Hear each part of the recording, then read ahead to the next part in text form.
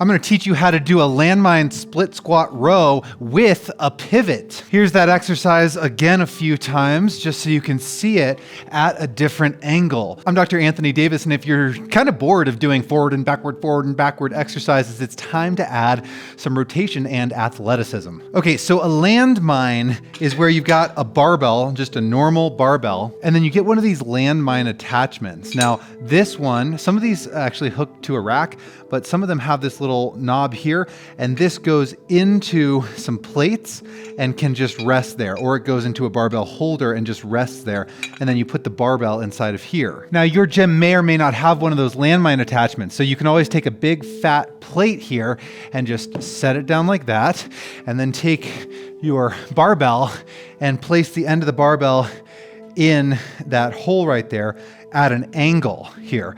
And now you can still do this exercise back and forth, and it's very unlikely that it would slip out. So before you do the dynamic version here, what you want to do is take your feet at hips width distance, slide one foot about 12 inches back, and then get used to doing a split squat here. So we're just doing a split squat where, if you can see from this angle, I'm splitting my squat and then I'm hinging forward here. I'm not rounding, but I'm hinging. So you could just get used to this split squat and do a row from this position. And by the way, you can put weight on this, but start with just the bar to get used to it. So you could just get used to rowing at first. Then eventually, we want to work on the footwork. Okay, the footwork is kind of interesting on this one, so I'm going to use a rubber pad just to demonstrate what I'm doing here. So I put this square that's about 14 inches by 14 inches. I'm just going to put this on the floor here.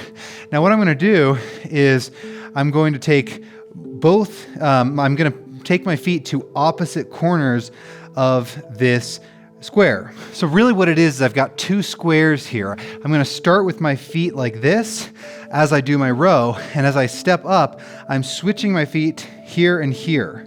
So I go here, here, and then I row and step here. Here, here, I row and step, okay?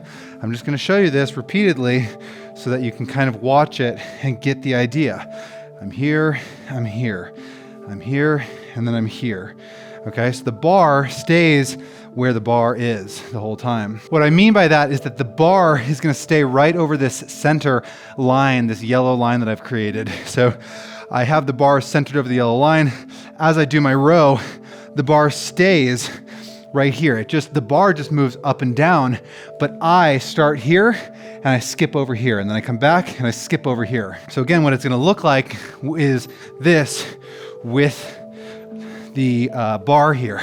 So you can see that I skip, and the bar basically just goes up and down and up, and of course down. So as I come up, I'm going to catch, and it's not like this static and catch and static. I'm not a robot. It's supposed to be fluid. I kind of absorb a little bit of the force. I do kind of a side crunch, and then I throw it back around. And notice that I'm using my left hand as well. So I'm not just using the hand that's holding the barbell. I'm also swinging my left hand so that I can get my full rotational, that tensegrity, throughout the whole body. Eventually, we'll combine this with another exercise where you skip and then come back down, and then you skip and then you come back down. But for now, that row with a pivot is hard enough. So really get that until you feel super graceful about it. And then you could start to slowly add some weight to the bar. I'm Dr. Anthony Davis. If you want to work with me one-on-one, schedule an appointment. The link is in the description. Movement is medicine, so move your body every day.